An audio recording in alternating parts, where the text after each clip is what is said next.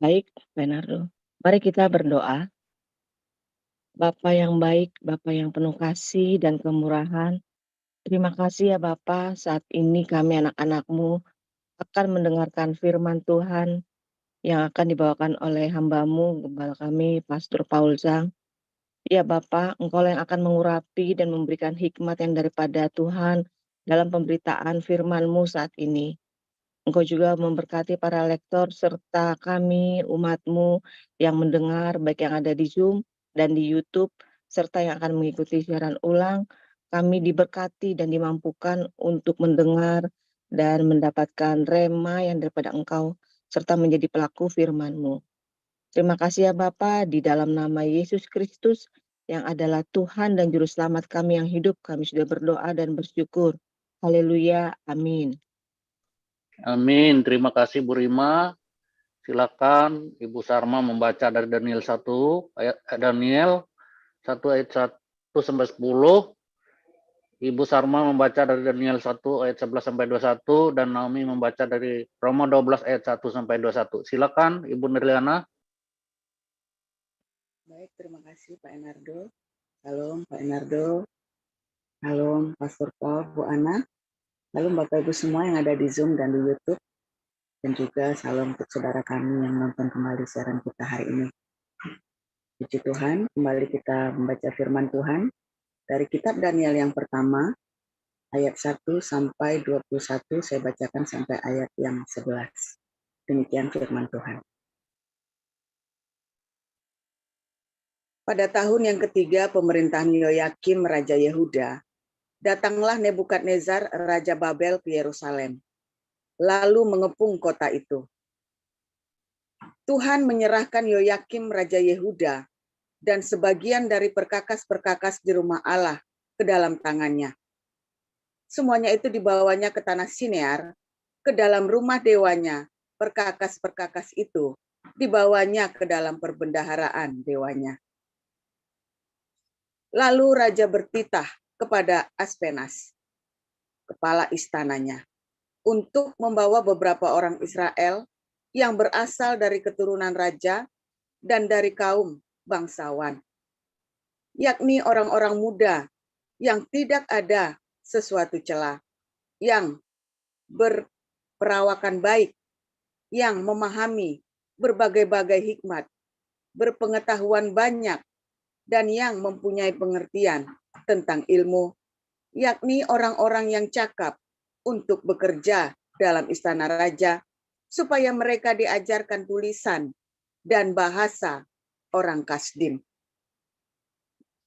Dan raja menetapkan bagi mereka pelabut setiap hari dari santapan raja dan dari anggur yang biasa diminumnya. Mereka harus dididik selama 3 tahun, dan sesudah itu mereka harus bekerja pada raja.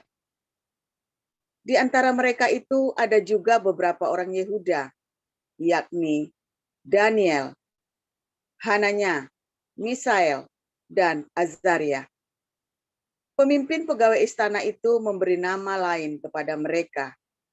Daniel dinamainya Belsasar, Hananya dinamainya Sadrak, Misael dinamainya Mesah, dan Azaria dinamainya Abednego.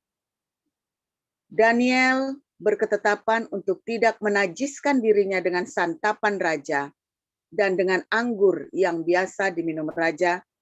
Dimintanyalah kepada pemimpin pegawai istana itu supaya ia tak usah menajiskan dirinya. Maka Allah mengaruniakan kepada Daniel kasih dan sayang dari pemimpin pegawai istana itu. Lanjut Bu Sarma. Baik, saya akan lanjutkan yang berikutnya. Bu Nirliana, ayat 10-nya belum selesai, Bu. Baik, terima kasih. Tetapi berkatalah pemimpin pegawai istana itu kepada Daniel, "Aku takut kalau tuanku raja yang telah menetapkan makanan dan minuman berpendapat bahwa kamu kelihatan kurang sehat daripada orang-orang muda lain yang sebaya dengan kamu. Sehingga karena kamu, aku dianggap bersalah oleh raja. Demikian. Ya, lanjut Bu Sarma. Kemudian berkatalah Daniel kepada penjenang yang telah diangkat oleh pemimpin pegawai istana untuk mengawasi Daniel, Hananya, Misael, dan Azaria. Adakanlah percobaan dengan hamba-hambamu ini selama 10 hari, dan biarlah kami diberikan sayur untuk dimakan dan air untuk diminum. Sesudah itu bandingkanlah perawakan kami dengan perawakan orang-orang muda yang makan dari santapan raja. Kemudian perlakukanlah hamba-hambamu ini sesuai dengan pendapatmu. Didengarkannya lah permintaan mereka itu. Lalu diadakanlah percobaan dengan mereka selama 10 hari. Setelah lewat 10 hari, ternyata perawakan mereka lebih baik dan mereka kelihatan lebih gemuk daripada semua orang muda yang telah makan dari santapan raja. Kemudian penjenang itu selalu mengambil makanan mereka dan anggur yang harus mereka minum, lalu memberikan sayur kepada mereka. Kepada keempat orang muda itu, Allah memberikan pengetahuan dan kepandaian tentang berbagai-bagai tulisan dan hikmat, sedang Daniel juga mempunyai pengertian tentang berbagai-bagai penglihatan dan mimpi. Setelah lewat waktu yang ditetapkan raja, bahwa mereka sekalian harus dibawa menghadap, maka dibawalah mereka oleh pemimpin pegawai istana itu ke hadapan Nebukadnezar. Raja bercakap-cakap dengan mereka, dan di antara mereka sekalian itu tidak didapati yang setara dengan Daniel, Hananya, Misael, dan Azaria. Maka bekerjalah mereka itu pada raja dalam tiap-tiap hal yang memerlukan kebijaksanaan dan pengertian yang ditanyakan raja kepada mereka. Didapatinya bahwa mereka 10 kali lebih cerdas daripada semua orang berilmu dan semua ahli jampi di seluruh kerajaannya. Daniel ada di sana sampai tahun pertama pemerintahan Kore. Demikian. Lanjut, Naomi. Ya, saya akan membacakan Roma 12. Karena itu, saudara-saudara, demi kemurahan Allah, aku menasihatkan kamu, supaya kamu mempersembahkan tubuhmu sebagai persembahan yang hidup, yang kudus dan yang berkenan kepada Allah. Itu adalah ibadahmu yang sejati. Janganlah kamu menjadi serupa dengan dunia ini, tetapi berubahlah oleh pembaharuan budimu, sehingga kamu dapat membedakan manakah kehendak Allah, apa yang baik, yang berkenan kepada Allah, dan yang sempurna. Berdasarkan kasih karunia yang dianugerahkan kepadaku, aku berkata kepada setiap orang di antara kamu, janganlah kamu memikirkan hal-hal yang lebih tinggi daripada yang patut kamu pikirkan, tetapi hendaklah kamu berpikir begitu rupa, sehingga kamu menguasai diri menurut ukuran iman yang dikaruniakan Allah kepada kamu masing-masing. Sebab sama seperti pada satu tubuh kita mempunyai banyak anggota, tetapi tidak semua anggota itu mempunyai tugas yang sama. Demikian juga kita, walaupun banyak, adalah satu tubuh di dalam Kristus, tetapi kita masing-masing adalah anggota yang seorang terhadap yang lain. Demikianlah kita mempunyai karunia yang berlain-lainan menurut kasih karunia yang dianugerahkan kepada kita. Jika karunia itu adalah untuk bernubuat, baiklah kita melakukan sesuai dengan iman kita. Jika karunia untuk melayani, baiklah kita melayani. Jika karunia untuk mengajar, baiklah kita mengajar. Jika karunia untuk menasihati, baiklah kita menasihati. Siapa yang membagi-bagikan sesuatu, hendaklah ia melakukannya dengan hati yang ikhlas. Siapa yang memberi pimpinan, hendaklah ia melakukan dengan rajin. Siapa yang menunjukkan kemurahan, hendaklah ia melakukan dengan sukacita. Hendaklah kasih itu jangan pura-pura. Jauhilah yang jahat dan lakukanlah yang baik. Hendaklah kamu saling mengasihi sebagai saudara-saudara dan saling mendahului dalam memberi hormat. Janganlah hendaknya kerajinanmu kendor. Biarlah rohmu menyala-nyala dan layanilah Tuhan. Bersukacitalah dalam pengharapan, sabarlah dalam kesesakan, bertekunlah dalam doa. Bantulah dalam kekurangan orang-orang kudus dan usahakanlah dirimu untuk selalu memberikan tumpangan. Berkatilah siapa yang menganiaya kamu, berkatilah dan jangan mengutuk. Bersukacitalah dengan orang yang bersukacita, dan menangislah dengan orang yang menangis. Hendaklah kamu sehati sepikir dalam hidupmu bersama. Janganlah kamu memikirkan perkara-perkara yang tinggi, tetapi arahkanlah dirimu kepada perkara-perkara yang sederhana. Janganlah menganggap dirimu pandai. Janganlah membalas kejahatan dengan kejahatan. Lakukanlah apa yang baik bagi semua orang. Sedapat-dapatnya, kalau hal itu bergantung padamu, hiduplah dalam perdamaian dengan semua orang. Saudara-saudaraku yang kekasih, janganlah kamu sendiri menuntut pembalasan, tetapi berilah tempat kepada murka Allah, sebab ada tertulis, pembalasan itu adalah hakku. Akulah yang akan menuntut pembalasan, firman Tuhan. Tetapi jika seterumu lapar, berilah dia makan. Jika ia haus, berilah dia minum. Dengan berbuat demikian, kamu menumpukan bara api di atas kepalanya. Dan janganlah kamu kalah terhadap kejahatan, tetapi kalahkanlah kejahatan dengan kebaikan. Amin.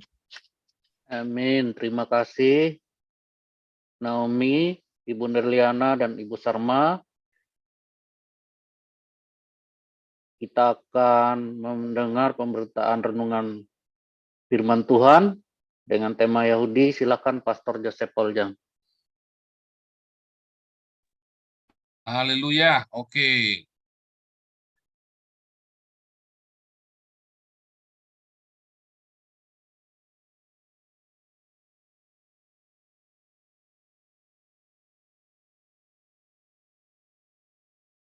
Suaranya Pastor Paul belum kedengaran. Ya, sebentar. Ini karena lagi banyak rame-rame di sini pada nyala handphonenya. Sebentar ya.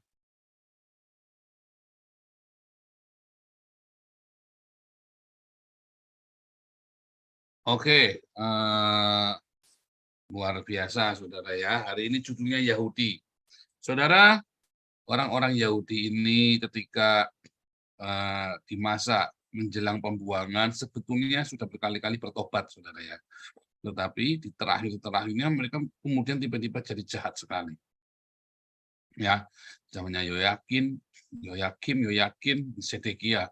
Kemudian mereka jahat sekali dan mereka licik sekali ya. Mereka ngakalin pokoknya gimana caranya. Mereka mencoba melakukan segala sesuatu, menghalalkan segala sesuatu, ya. Pokoknya supaya mereka menang, supaya mereka lolos, supaya mereka ya namanya saudara lah. Saudara yang pernah kejepit, saudara tahu rasanya. Saya juga begitu ya, saudara ya. Saudara yang pernah kejepit, saudara tahu rasanya kejepit, namanya kejepit, saudara ya. Itu saudara apapun yang penting lolos. Saya yang pernah begitu, saudara. Wah, saya ngalami, saudara ya. Akhirnya saya lakukan, saudara, ketika saya kejepit, yang penting lolos. Pertama lolos, kedua ketika lolos lagi keempat, nggak kapok-kapok, tambah lolos, hebat, saudara. Hebat, saudara ya, bisa lolos ya. Mau dikeroyok, waduh, sampai yang namanya keberanian itu sampai tiba-tiba timbul sendiri ya dari orang takut, orang namanya kucing, saudara ya. Anda lihat ya kucing, Anda pepet terus ya. Begitu dia sudah nggak bisa pergi kemana-mana, dari takut dia tiba-tiba ngelawan, saudara. Nah, saya ngalamin begitu, saudara. Dari takut, ya. Dulu saya tuh takut. Sampai dosen saya bilang, kamu ini nakalnya telat, Paul. Kamu ini nakalnya telat. Dia bilang, dia kayak gela ya, ngeliat saya waktu kuliah baik. Saya asisten dosen dulu ya, saudara ya. Hampir semua mata kuliah yang ada asistensi saya pasti jadi asistennya, saudara. Sampai ini dosen ini dekan, pernah jadi dekan profesor, sudah profesor juga ya. Dia sampai bilang, Dia selalu muji-muji saya kemana-mana pergi sampai dia ngeliat saya, Pol, boleh maneman tenan kowe, Pol, nakalmu telat. Dia bilang begitu, saudara ya. Dulu saya selalu ngalah kalau dia apa-apain, saudara ya. Sampai orang ke pojok, saudara, ke pojok nyatek saya, saudara. Kalau dia nyatek, begitu tahu musuh saya hancur, wah, edan, saudara ya. Halalkan segala macam cara, pokoknya kudu menang, saudara. Kudu menang, pokoknya. 2 kali, ketiga kali, ya menang, saudara ya. Lama-lama Tuhan kan tidak berkenan, saudara. Memang sebetulnya Tuhan tidak berkenan. Ya, yang Tuhan mau ketika kita ke pojok, artinya kita sudah nggak bisa kemana, nggak bisa ngapa-ngapain, kita berseru sama Tuhan. Kalau kalah gimana? Nggak kalah. Kalah kan katamu, kata daging kita ini kalah, saudara. Ya, kata daging kita ini kalah. Tapi kalau Anda ngerti rencana Tuhan yang sempurna, saya kalau sekarang suruh tengok balik, saya suruh ngulangi, saudara. Saya akan bicara gini, tahu kita aku tak ngalah. Tahu gitu saya diam saja, sudah selesai. Ya, nggak akan sampai sejauh itu, ya, saudara ya. Kalau gitu nggak sampai ke Eropa, kayak, oh enggak, itu urusan Tuhan, itu jangan cerita yang lain, saudara. Kalau saya bisa tengok ke belakang, apapun, saudara ya. Lebih baik dulu saya benar-benar cari Tuhan, Tuhan apapun. Dan untungnya hanya 4 tahun ya, saya bandelnya cuma 4 tahun, saudara, untungnya. Karena saya begitu sadar, saya balik ya, saya serahkan apapun Tuhan, apapun. Ya terjadilah. Akhirnya saya punya sikap hati seperti itu ya, walaupun sedikit terlambat. Tetapi untung nggak terlalu terlambat ya, nggak kelewatan, saudara ya. Nah, saudara lihat ya, akhirnya orang-orang Yahudi buang ke Babel, mereka rame-rame ya, wah di rantai semua jalan, diurung itu ya, wah berapa juta orang Yahudi ya diarak ke Babel, saudara ya. Nah, yang nggak mau pergi dibinasakan, saudara. Ya, yang nggak mau pergi dibinasakan, bantai, saudara, habis. Kemudian ada Daniel, Sadrach, Abednego itu ya. Daniel, Sadrach, Mesak, Abednego ikut juga. Orang-orang ini harus menyesuaikan diri. Orang-orang ini, mereka sudah mengalami pertobatan. Mereka tahu ya. Orang Yahudi kalau ditanya, mengapa bisa begitu? Mereka tidak salahkan Tuhan, mereka tidak salahkan orang lain. Saudara. Mereka salah dulu, salah kami. Sampai hari ini ya, saya tanya mereka, lo dulu kamu ngalamin ya, dulu sama Hitler digituin, kamu di Amerika, kamu dia ngalamin diskriminasi. Oh, orang Yahudi ini ngalamin diskriminasi di Amerika ya. Terus kamu sama orang Kristen digituin, kamu di Spanyol, kamu mengalami, kamu sama orang Islam, kamu dihina-hina, kamu sama Palestina. Enggak, kita nggak pernah salahin orang, itu salah kita. Salah kami sendiri, mengapa kami dulu tidak taat, mengapa kami tidak berpegang kepada hukum-hukumnya. Kita dibuang 2000 tahun. Di dalam 2000 tahun itu kami belajar banyak hal, dan kami selalu siap koper surat-surat dokumen. Itu tapi saya ngajari saya juga ya, orang Tionghoa ya. Tapi saya ngajarin semua, apapun yang terjadi, dokumen selalu di tas, kumpulin semua dokumen. Pergi, orang ambil bakar jarah-jarah, pokoknya dokumen selamatin dulu. Tapi saya ngajari begitu, saya pikir, wah, kayak orang Yahudi. Makanya saya kemarin pergi ke sini gampang, enteng ya, saudara, ya udah biasa. Langsung jalan, kita sudah siap satu dokumen, yang lain hilang semua, saudara ya. Yang lain hilang semua saya ya. Anda kalau tanya apa ya hilang sembuh. Buku-buku saya bagus-bagus semua ya hilang semua. Tapi dokumen ini ada, saudara. Saya punya buku yang bagus-bagus juga ya, buku saya bagus-bagus ya. Hilang semua. Ya tinggal dokumen aja ya. Nah, saudara, kemudian Daniel, Sadrach, Mesak, Abednego, mereka anak muda ya, mereka anak muda yang kemudian masuk ke dalam dunia sekuler ya, dunia sekuler ini di mana mereka melihat dengan kenajisan-kenajisan itu terjadi di depan mata, saudara. Ya, semua yang ditentang di dalam Yudaisme itu, di dalam agama, di dalam Taurat dan para nabi itu dipraktekkan di negara Babel. Bahkan termasuk makanan-makanannya, saudara ya, termasuk makanan-makanan yang najis itu. Saudara, saya ingat sekali waktu saya masih muda, saudara ya. Ketika saya keluar pertama kali ya dari rumah, Saya tinggal di asrama di UKSW, asrama UKSW, saudara ya. Saya tetap hidup takut akan Tuhan. Ya, saya hidup dengan benar, saya hidup suci, saudara ya. Saya mulai berasa nggak benar itu kapan, saudara? Ketika saya masuk di dalam dunia kerja. Ya, pertama kali saya dilepas sendirian, saudara. Punya duit, waktu saya kuliah kan saya nggak punya duit ya, jadi nggak, ya sama saja datar. Saya masuk dunia kerja, saya punya uang, saya tinggal di hotel, ya selama berhari-hari itu ya, selama berapa bulan tuh saya tinggal di hotel. Nah, pertama kali saya jadi kepala cabang itu ya, saudara ya. Saya masuk dunia kerja yang sesungguhnya waktu saya kerja di bank itu ya pulang ke rumah. Tapi saya mengalami benar-benar seperti kuda lepas kendali itu, ya masuk waktu saya kerja di perkebunan. Ya, entertainnya ngeri-ngeri itu, saudara ya. Cewek apa segala macam. Oh, saya dikasih cewek, dikirimin cewek, saudara ya, sama anak buah saya. Caranya begitu mereka ya. Wah, disitulah, saudara, saya kaget ya. Pertama kaget, saya di situ apa yang terjadi? Waduh, saya sampai ngupeng, saudara ya. Itu pertama kali dikasih cewek, saudara ya. Bayangin, istri di Jakarta, nggak ada yang tahu, pegang duit segala macam, ya. Apa yang terjadi, saudara? Wah, itu benar-benar tantangan yang luar biasa, saudara, buat saya waktu itu. Ijo. Karena otak ini semua berpikirnya apa, saudara? Saya berpikirnya bukan Tuhan akan tolong saya. Saya sudah mengalami masa-masa yang melelahkan ya, baik di gereja, saya pernah full time di gereja, saya pernah mengalami ini, mengalami itu. Nah, selama waktu itu seharusnya kalau hari ini, saudara, itu bukan perkara yang sulit ya. Kalau hari itu, saudara, itu pergumulan buat saya. Dan saya tolak, saudara. Tetap saya tolak. Dan untung saya hari ini memikirkan, saya flashback, saya bersyukur saya tolak, saudara ya. Karena itulah yang membuat keberuntungan dalam hidup saya. Selama saya kerja sekuler, saya jaga hidup saya dalam kekudusan, saudara.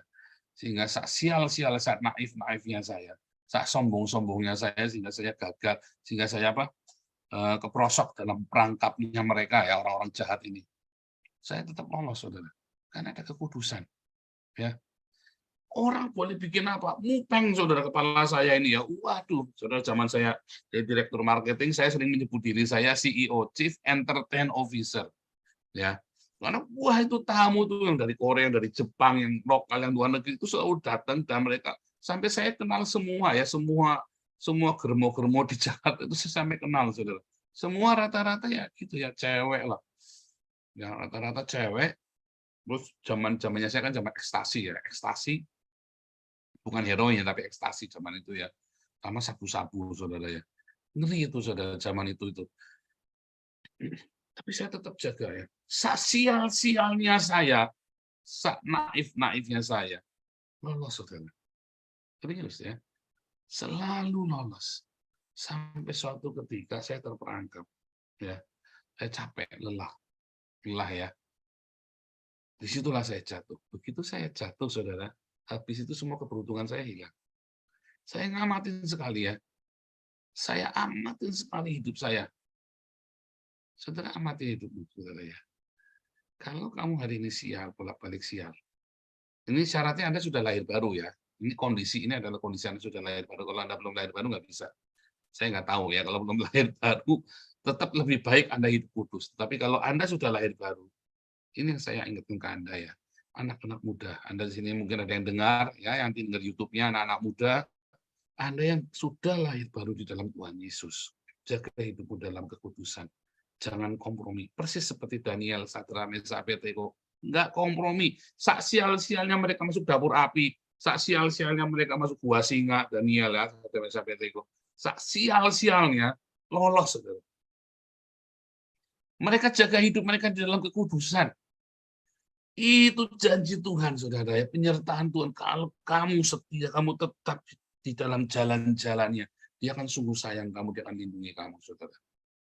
Saya mengalami masa-masa yang luar biasa dari pergumulan hidup ini ya, yang namanya difitnah di depan mata, saudara. Dan dia yang waktu ngomong fitnah itu dengan santainya. Kalau Anda lihat Panji Gumilang itu fitnah semua, saudara ya. Yang namanya Kartini lah, bekas pengawalnya lah. Itu semua fitnah semua, saudara ya. Ya, saya lihat, makanya saya tahu ini fitnah, saudara. Aduh, spiritnya itu, saudara. Anda tidak, kalau Anda sering difitnah, Anda akan ngerti spiritnya itu, fitnah-fitnah itu, saudara ya. Makanya saya belain Panji Gumilang ya. Spiritnya itu berasa banget, ini fitnah banget, ini bau banget. Komarudin itu semua fitnah semua, saudara ya. Ya, itu spiritnya itu kita langsung ngerti. Ini maaf saudara, saya bukan menyombong. Saya ngomong sama orang di jarak 5 meter begini ya, orang ini lagi, kita misalnya lagi ruang tamu saya di meja sini, orang di sana, kita lagi ngobrol begitu. Baunya itu saya, kamu busuk, kamu bohong semuanya kamu ngomong. Sampai kecium saudara, saking kulino difitnah, kuliner bohongin saudara ya. Ya nggak semua orang ya, itu ada karunia ya, memang itu ada karunia membedakan roh. Itu sampai bau, sampai enak, saudara. Sampai habis itu saya mual. Ini orang kok bohong terus ya. Cuma kan saya orangnya nggak selalu nembak begitu, kecuali orangnya kelewatan, saudara ya. Makanya saudara, Anda rasain, Anda tahu orang itu bohong di depan mata Anda, saudara. Bukan karena perasaan, itu benar-benar bohong. Karena Anda tahu bersama dengan dia. Misalnya nih ya, misalnya nih, saya sama ini nih, sama Pak Alex nih. Saya tahu Pak Alex anaknya di Jerman, saudara ya. Saya tahu persis. Lalu saya ngomong, oh, ini Pak Alex ini orang kere, begini, utang sama saya begitu. Oh, saya ngomong begitu, saudara. Kira-kira rasanya Pak Alex, saya tahu anaknya di Jerman, saudara ya. Oh ya, di Jerman itu anaknya ngemis-ngemis beginilah, begitulah, begitu. Rasanya gimana? Nah, itu seperti itu di depan mata, saudara ya. Saya memutarbalikkan fakta. Karena saya bilang, anaknya saja di Jerman minta-minta sama saya. Saya sampai bilang begitu ke orang, saya cerita kemana-mana. Kira-kira Pak Alex itu, ya gitu lah. Saya ngerasain seperti itu, saudara ya. Orang ini anak buah saya, memfitnah saya, dan kita sama-sama tahu, dia dan saya sama-sama tahu itu bohong. Sampai saya melongo dulu. Sampai saya melongo, nggak percaya dia ngomong itu, saudara. Karena kita sama-sama tahu yang dia ngomong nggak benar, saudara ya. Saya melongo. Nah itu saudara ya, lolos. Bisa lolos saya, saudara. Sampai saya speechless. Sampai waktu saya disidang itu di kantor, betul Paul begitu, saya cuma ngeliatin, saya nggak bisa ngomong. Nggak bisa balas, saudara. Saking terkejutnya saya, saking shocknya saya. Nggak bisa ngomong saya, saudara.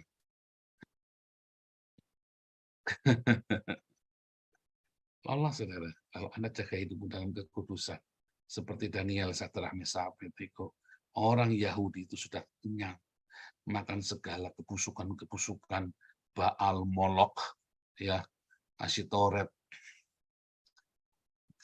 Makanya mereka jaga hidupnya, saudara ya. Sejak zaman Ezra Nehemia, pembuangan Babel ke zaman Daniel, termasuk Daniel, Sadrach, Meshach, Abednego, sampai dengan zaman Yesus, mereka sudah tidak lagi menyembah berhala. Mereka sudah tidak lagi menyembah kepada dewa-dewa lain, saudara. Mereka bahkan tidak sujud kepada kaisar. Bahkan mereka tidak sujud kepada manusia, loh, saudara. Jadi makanya kalau ada kasus mereka sujud kepada Yesus itu perkara besar. Ya, mereka sujud kepada Yesus itu bukan sujud kepada Allah ya, tapi sujud kepada Tuhan, anak Daud, saudara. Karena mereka percaya Yesus adalah anak Daud dan mereka layak, dan Yesus layak untuk disembah sujudin sebagai anak Daud, sebagai raja segala raja. Makanya Yesus hukumannya itu disalib, ya. Jadi orang-orang Yahudi tidak sujud kepada raja manapun, kaisar manapun, dewa manapun, dia sujud hanya kepada Yesus di zaman itu ya. Karena mereka sudah kapok, saudara. Ya, mereka sudah kapok dengan yang namanya berhala, dengan sama kenajisan. Bahkan mereka mengembangkan ilmu-ilmu agama, ya, yang dibuat-buat aturan-aturan manusia. Pokoknya namanya orang sudah fanatik ya, sudah kapok. Namanya orang kapok itu sampai pokoknya kalau orang sudah kapok sampai dibikin mitos-mitos yang luar biasa.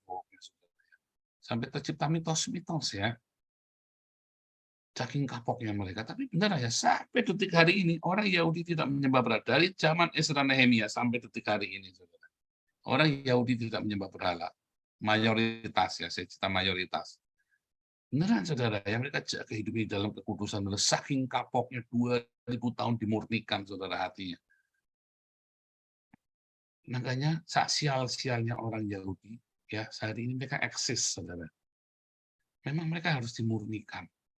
Ya, Roma 11 ya, mereka harus dimurnikan, dibersihkan semua saudara dari segala kenajisan. Demikian juga hidup kita saudara ya.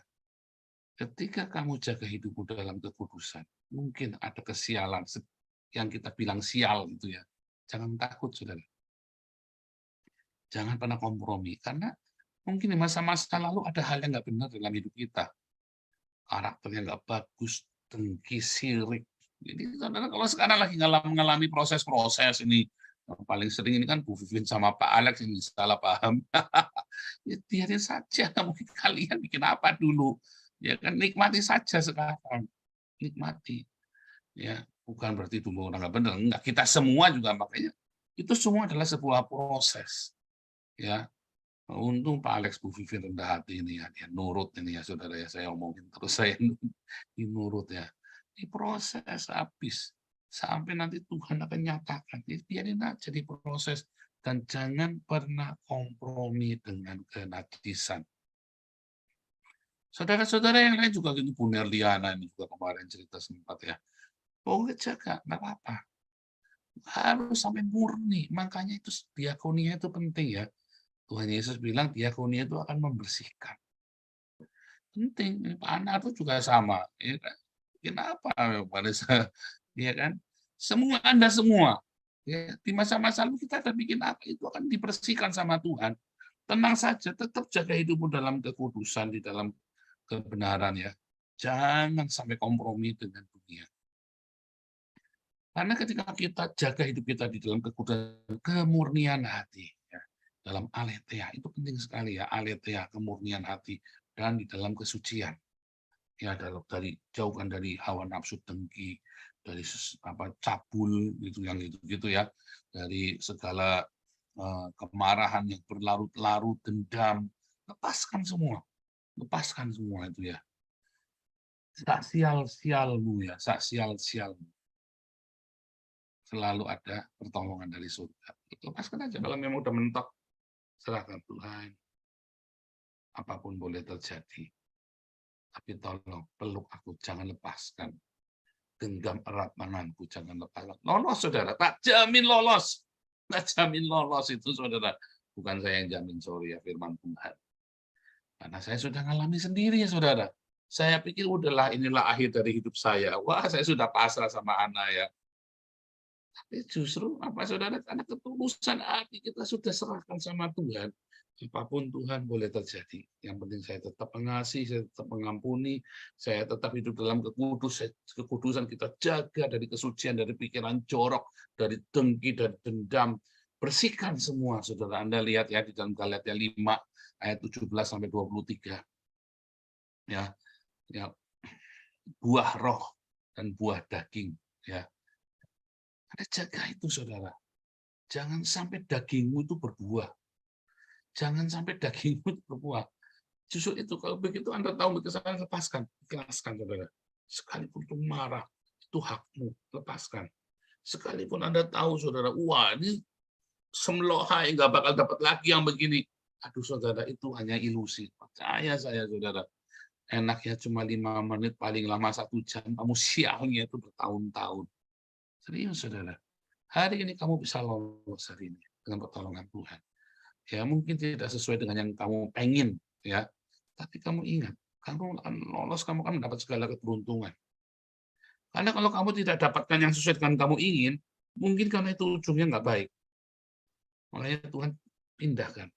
Dan kamu tetap jaga hatimu. Oh, terima kasih Tuhan. Ada sesuatu yang luar biasa. Jadi kalau kamu lolos proyek, lolos tendermu, nggak goal ya, atau pekerjaanmu ada yang enggak, kamu uji, hatimu beres, kamu jaga dalam kekudusan, kamu tetap diakonia, tetap kenapa ya bisa begini? Kamu bilang, oh Tuhan terima kasih, ada yang baik di situ.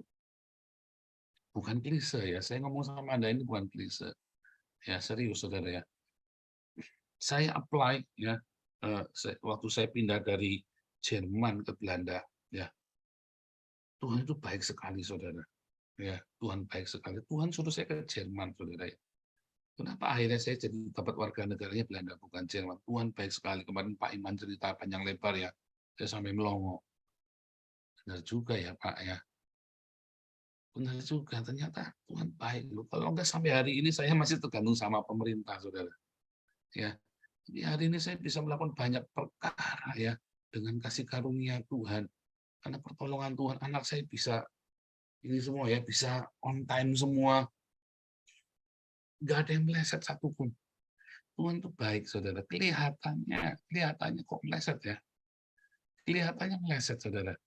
Tapi sungguh Tuhan itu bikin yang terbaik buat kita kalau kita melekat erat sama Tuhan dan jaga hidupmu dalam kekudusan terutama. Sekali lagi ini hanya berlaku bagi yang lahir baru. Kalau kamu belum lahir baru gimana? Paling tidak akan menjauhkan sial dari hidupmu, saudara. Ya, kekudusan, kesucian hidupmu itu kan jauhkan kamu dari kesialan, nambah sial supaya jangan nambah sial. Kalau kamu belum lahir baru, kamu hidup suci, kamu akan dijauhkan dari sial. Ya, dikurangi sialnya, ya. Walaupun kalau belum lahir baru tetap iblis ada di sana kerjain kamu. Tapi kalau kamu sudah lahir baru, ya, kamu akan dijauhkan dari sial, bahkan kamu akan selalu beruntung. Bukan cuma nggak sial, tapi juga beruntung, saudara. Setiap kesialan yang kamu kelihatan sial, ternyata itu adalah keberuntungan. Beneran, saudara? Jalan kalau nggak percaya. Kalau saya emang gitu tak coba, saudara. Kalau saya hidup gitu tak coba ya, dan saya ngalamin tak coba. Ya, Anda boleh coba yang tidak baik, Anda boleh coba yang baik. Kalau menurut saya, sudah tak ceritain, saya sudah ngalamin sendiri. Ya, cobalah yang baik. Anda coba lakukan, kalau berhasil, jangan lupa diakonianya yang banyak sama Damaris, sama Damar Kasih, sama Embun Pagi. Jangan lupa, saudara, Anda penasihat Tuhan, kalau ini katanya Pak Paul benar. Saya mau diakonia. Oh gitu dong, saudara ya. Serius ya. Makanya saya senang sekali berdiakonia ya, saudara ya. Saya nggak mau pelit-pelit, saya senang sekali. Pak, tapi kenapa Pak saya WhatsApp saya minta uang nggak mau kasih? Enak aja lu siapa? Kamu mau minta sama yayasan, jangan sama saya. Lu siapa? Kenal juga kagak. Saya selalu berdiakonia lewat yayasan ya, saudara ya. Karena di yayasan kita ada sistem, sehingga kita nggak ditipu ya dan nggak dikerjain. Ada sistem, saudara ya. Begitu ya, Tuhan Yesus memberkati.